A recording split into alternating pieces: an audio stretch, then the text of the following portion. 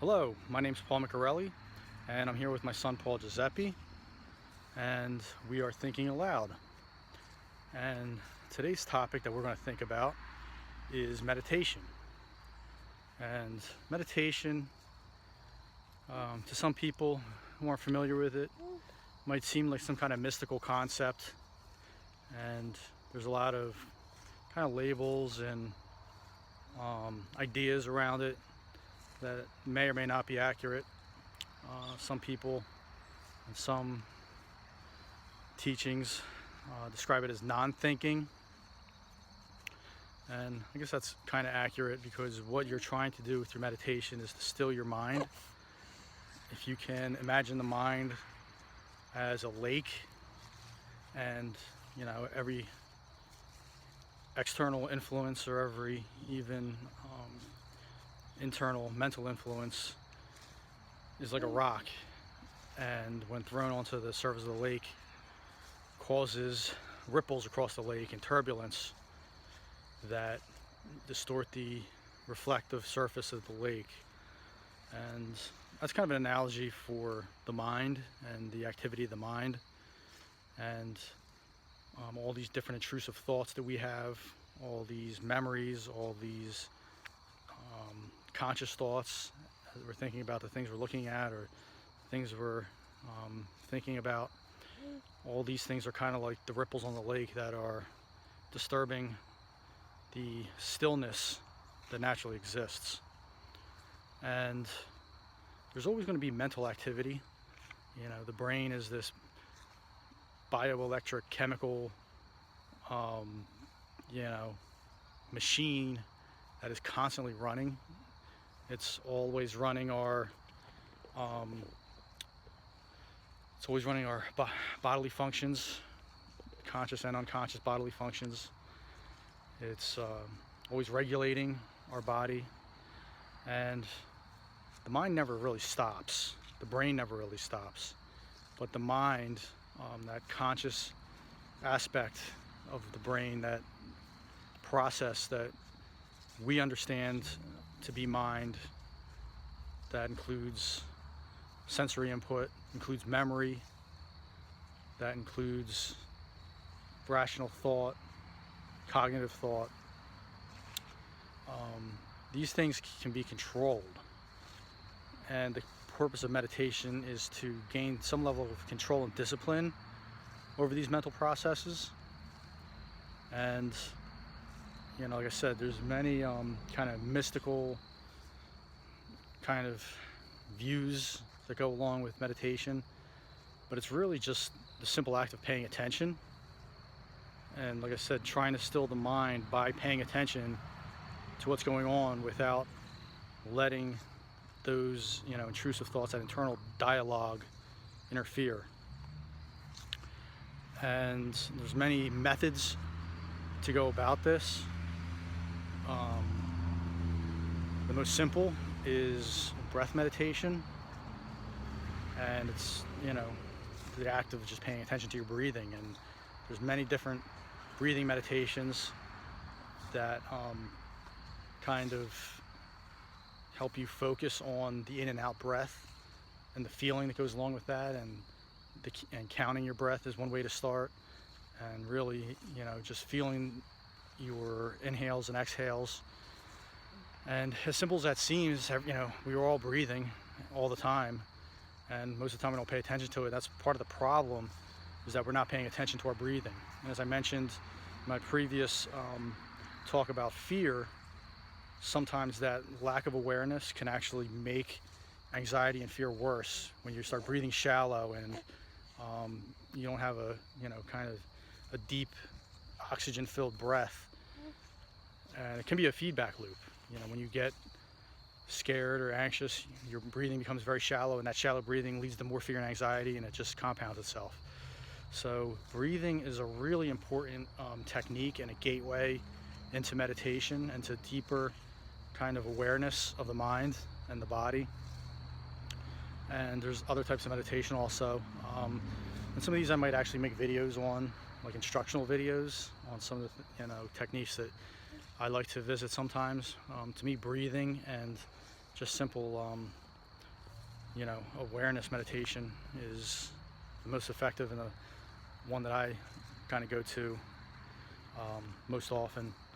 But there's other types of meditation too. There's what's called single point meditation, where you kind of focus on a single thing, whether it's a flame or maybe a mandala or a symbol that kind of helps you focus your mind and takes away all the other external and internal distractions, and kind of helps your mind settle into one pointedness that helps bring clarity and focus to the mind, which is usually all over the place.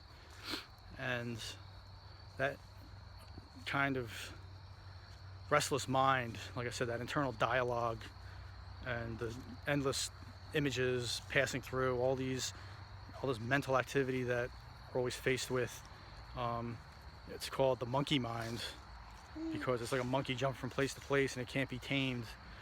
And the purpose of meditation is to tame that monkey mind and to have some kind of mental discipline. And by getting that mental discipline, that carries over into all aspects of life and improves the quality of life greatly, because if your mind is distracted, if your mind is overcome with emotion and you're not focused, then that's detrimental to pretty much anything that you're trying to do in life.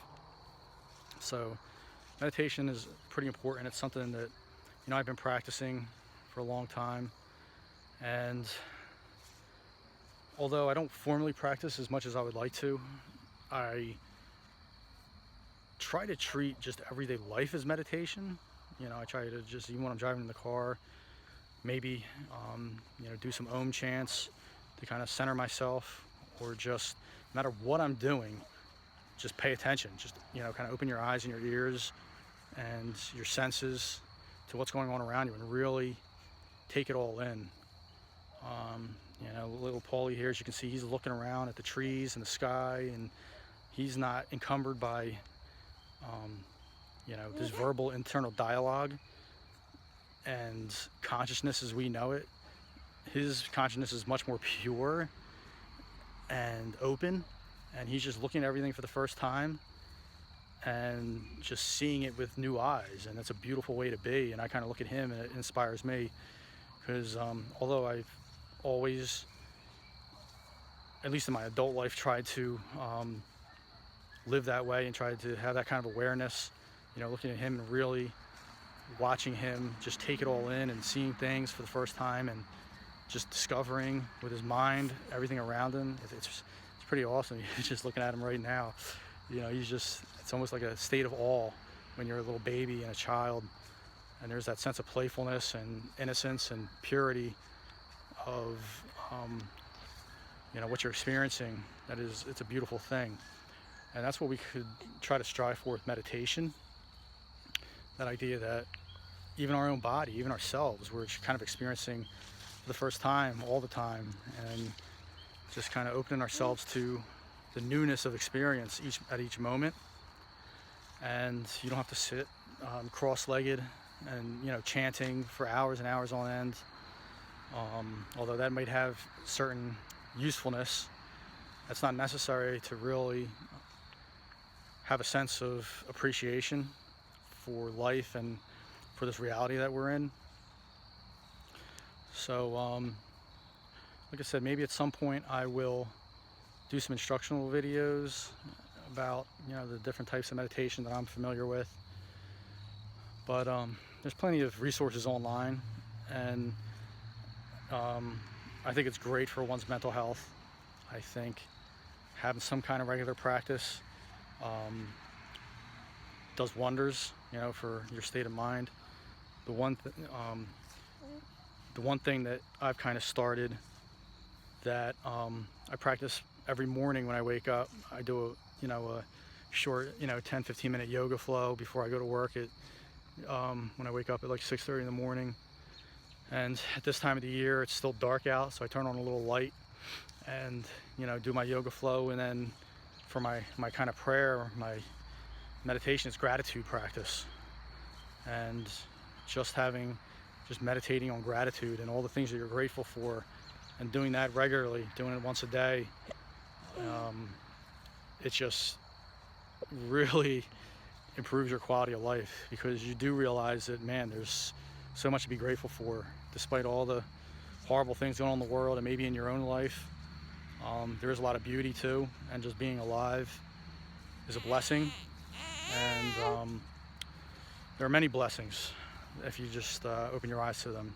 That's what meditation is just opening your eyes to this amazing experience that we've been put into, and just making the most out of it. So, as curious and as attentive as little Paul is right now, I heard him starting to fidget, so I'm going to cut this short and just say that if you could take time, even a little bit of time every day, to meditate and to be aware and to give gratitude, it'll go a long way to improving your life. Even if it's just a little bit, it's worth it. So I appreciate you watching, and we hope to see you again for another topic with me and little Paulie here for Thinking Aloud. So we'll say bye for now, and Paulie, say see you later. Bye-bye.